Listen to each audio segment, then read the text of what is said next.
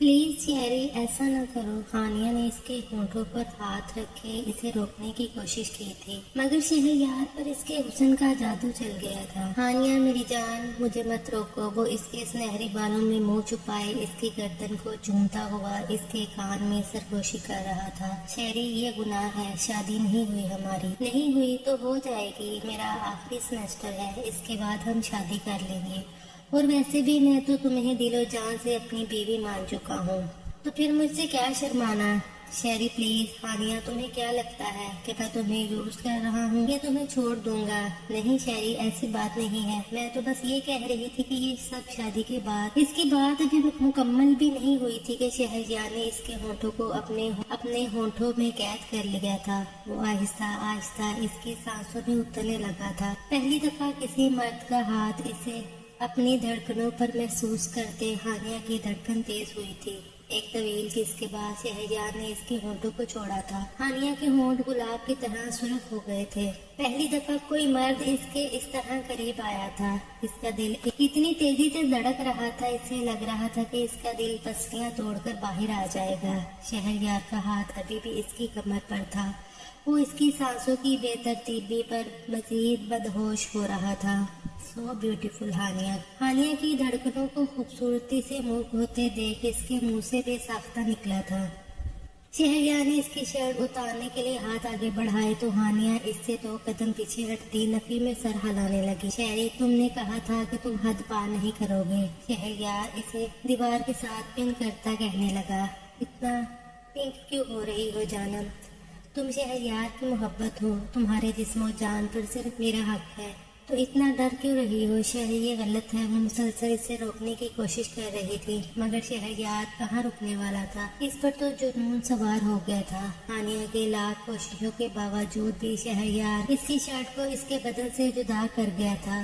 وہ بلا کی حسین لڑکی اپنے جسم کی خوبصورتی سے اسے اور بھی دیوانہ کر گئی تھی۔ ہانیہ ابھی بھی دیوار کے ساتھ ہی پن تھی۔ اس کا چاندی جیسا بے داغ وجود دیکھ کر شہریار سانس لینا بھول گیا تھا۔ اس کی خوبصورت دھڑکنیں بلیک کلر کی برا میں پیار اور بھی خوبصورت لگ رہی تھی۔ اس کے بدن پر اپنی انگلیاں ٹریس کرتا وہ اس کی دھڑکنوں کو مزید تیز کر گیا تھا۔ ہانیہ شرم سے منہ دوسری طرف کر گئی تھی۔ اس کی اس حرکت پر شہریار کے چہرے پر مسکراہٹ پھیل گئی تھی۔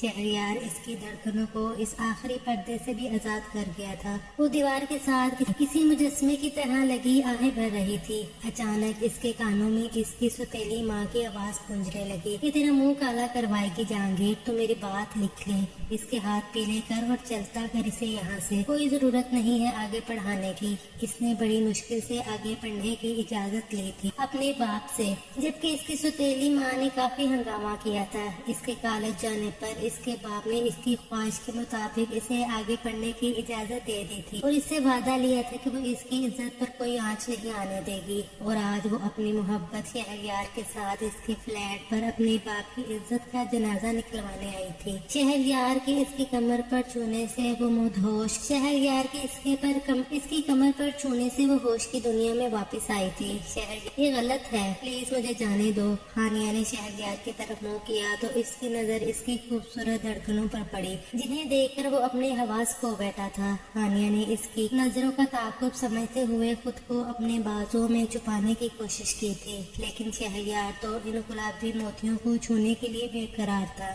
ہانیہ نے اسے پیچھے دھکیلنے کی کوشش کی، مگر وہ باڈی بلڈر 1 انچ بھی نہیں ہلا تھا۔ اپنی شرٹ کو اتار کر دور پھینکتا وہ پھر سے ہانیہ کی طرف بڑھا تھا۔ شہریار نے اس کے بازوؤں کو ہٹانے کی کوشش کی، لیکن ہانیہ سختی سے خود کو بھینچے ہوئے تھی۔ ہانیہ، بازو پیچھے کرو، اس نے پیار سے کہا تھا۔ نہیں شہریار پلیز، یہ غلط ہے، ہم شادی کے بعد بھی کر سکتے ہیں۔ میری جان، میں تم سے محبت کرتا ہوں، کیا تمہیں میری محبت پر یقین نہیں؟ کیا تمہیں لگتا ہے کہ میں تمہیں چھوڑ دوں گا؟ نہیں شہریار، ایسا نہیں ہے۔ اگر ایسا نہیں ہے تو بازو پیچھے کرو، اس بار اس نے سختی سے کہا تھا۔ شہریار وہ التجائیہ نظروں سے اس کی طرف دیکھ رہی تھی۔ میں نے کہا کہ بازو پیچھے کرو، اگر 1 منٹ کے اندر تم نے بازو پیچھے نہ کیے تو میں یہی سمجھوں گا کہ تمہیں میری محبت پر یقین نہیں ہے اور میں یہاں سے چلا جاؤں گا۔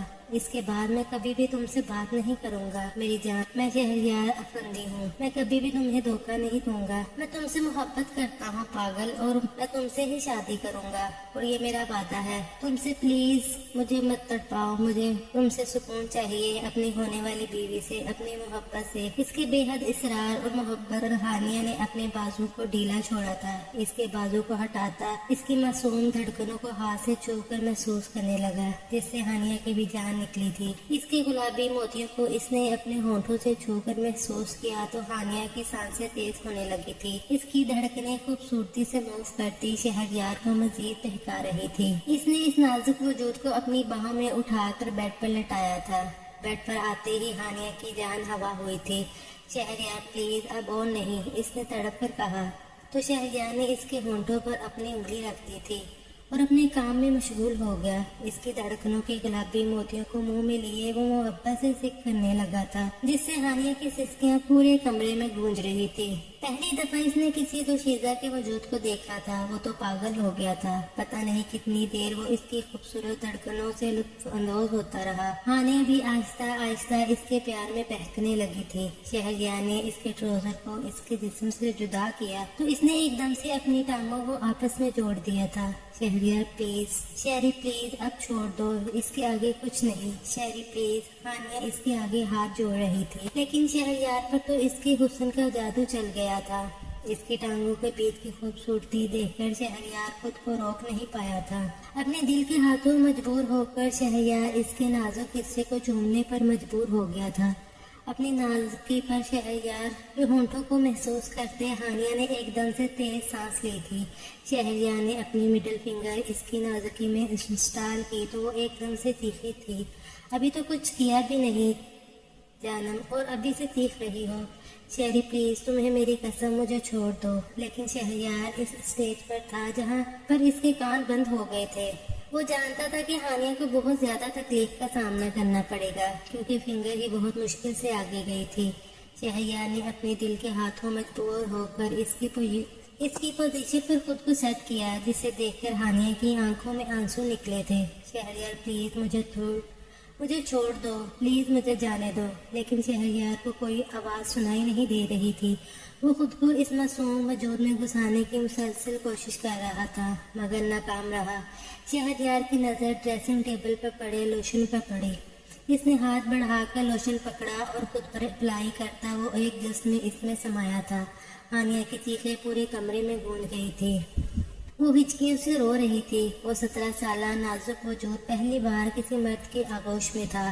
اس کے ہر ایک جھٹکے پر ہانیہ کی ایک زوردار چیخ نکلتی تھی. پرسکون ہوتے ہی شہریار نے اپنے جسم کو اس کے جسم سے جدا کیا تو اس کی نظر بیڈ پر بکھرے بلیڈ پر پڑی تھی, اور ابھی بھی خون اس کے وجائنا سے تیزی سے بہہ رہا تھا, جسے دیکھ کر وہ خود بھی تھوڑا سا پریشان ہوا تھا. ہانیہ ابھی بھی ہچکیوں سے رو رہی تھی. شہریار نے اسے اٹھا کر اپنے سینے سے لگایا تھا اور اس کے ماتھے پر بوسہ دیتے ہوئے کہنے لگا, رو کیوں رہی ہو پاگل, کچھ نہیں ہوتا.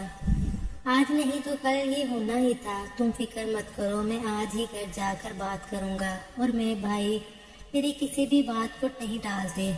میں بھی بے چین ہو گیا ہوں تم سے شادی کرنے کے لیے. اب میں تم سے دوری برداشت نہیں کر سکتا. اس کی بات سے ہانیہ کو قدرے حوصلہ ہوا تھا. وہ غسل کر کے باہر آئی تو مزید نکھری ہوئی تھی. شہریار کو اس پر اور بھی زیادہ پیار آنے لگا. اس کا دل چاہا کہ ایک بار پھر اسے اپنے آغوش میں بھر لے, لیکن خود پر کنٹرول کرتا وہ اسے گھر چھوڑنے کے لیے چلا گیا تھا. شہریار ہانیہ جہانگیر سے بے پناہ محبت کرتا تھا. ایسا نہیں تھا کہ وہ اسے دھوکہ دے رہا تھا یا اسے یوز کر رہا تھا. وہ تو پڑھائی پوری ہوتے ہی اس سے شادی کرنے والا تھا, لیکن آج تنہائی نے اسے بہکنے پر مجبور کر دیا تھا. کالج میں کسی بھی قسم کی پڑھائی نہیں ہو رہی تھی, کیونکہ سارے اسٹوڈنٹ نے ہڑتال کر رکھی تھی. ایک میل ٹیچر نے ایک لڑکی کو ہراساں کرنے کی کوشش کی تھی, جس کی وجہ سے سارے اسٹوڈنٹ نے ٹیچر کے خلاف دعویٰ بول دیا تھا. اور وہ طوطا مینا کی جوڑی دونوں کینٹین میں آنکھوں میں آنکھیں ڈالے بیٹھے تھے, جب حارث اور ٹینا دونوں کے بیچ میں دیوار بنے تھے. ٹینا نے جان بوجھ کر کھانسی کی تو وہ دونوں ہوش کی دنیا میں واپس آئے تھے. آگ لگے بستی میں یہ دونوں اپنی مستی میں۔ ٹینا نے جان بوجھ کر ان دونوں پر جملہ کسا تھا، کیونکہ سارا کالج جانتا تھا کہ شہریار اس نازک وجود پر مر مٹا ہے، وہ جو کسی کو منہ تک نہیں لگاتا تھا۔ لڑکیاں تتلیاں بنتی اس کے آگے پیچھے پھرتی تھی، خواہش کرتی تھی کہ شہریار اس سے بات کرے، ان کے حسن کو سراہے، لیکن شہریار ان لڑکوں میں سے نہیں تھا جو ہر لڑکی پر مرتا۔ لیکن جب سے اس کی نظر اس کومل کلی پر پڑی تھی وہ اپنا سب کچھ ہار گیا تھا۔ 6 مہینے پہلے کی بات ہے جب لڑکوں کے بیچ میں گئی وہ نازک کلی آنسو بہا رہی تھی، جب شہریار کی پہلی نظر اس پر پڑی تھی۔ چلو اپنا دوپٹہ اتار کر سائڈ پر رکھو۔ آج پہلی بار ایک لڑکی کو کالج میں سر پر دوپٹہ لیے دیکھا تو لڑکے اس کی ریکنگ کرنے لگے تھے، لیکن وہ روئے جا رہی تھی مگر اپنا دوپٹہ اتارنے کو تیار نہیں تھی۔ دیکھو تمہیں صرف اپنا دوپٹہ اتارنا ہے، ہم تمہیں شرٹ اتارنے کو نہیں کہہ رہے۔ اتنا کہتے ہی وہ سارے لڑکے کہا لگا کر ہنسنے لگے۔ اس لڑکے کی آواز ہانیہ کے کانوں میں پڑی تو وہ سہم کر وہاں سے بھاگنے لگی۔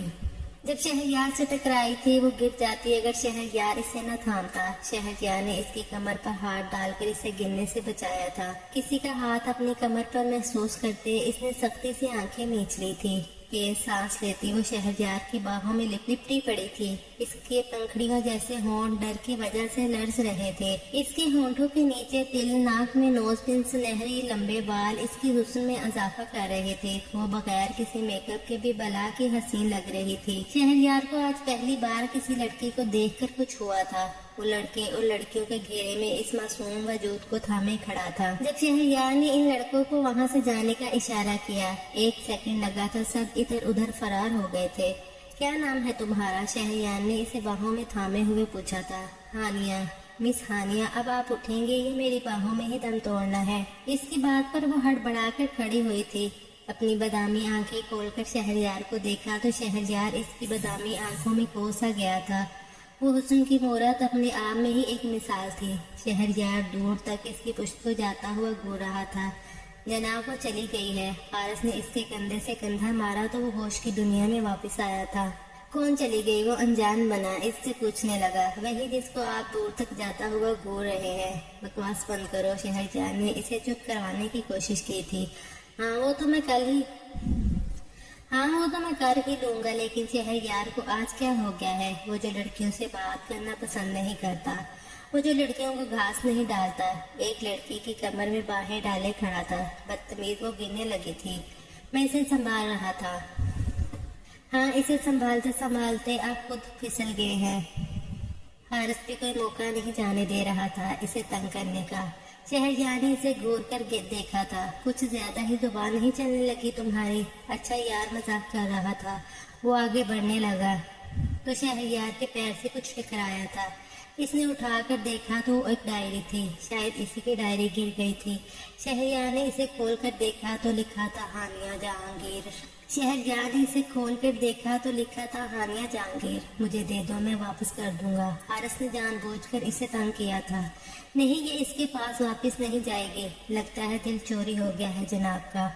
اس نے پھر سے ایک دفعہ تیر نشانے پر مارا تھا۔ بکواس بند کرو اور پتہ کرو کہ کون ہے وہ۔ لگتا ہے میری چھٹی ہونے والی ہے۔ وہ کیوں؟ شہریار نے اس کی طرف دیکھ کر پوچھا تھا۔ کیونکہ جب 2 دوستوں کے بیچ گرل فرینڈ آ جاتی ہے تو دوسرے دوست کی چھٹی ہو جاتی ہے۔ گرل فرینڈ نہیں ہے وہ میری۔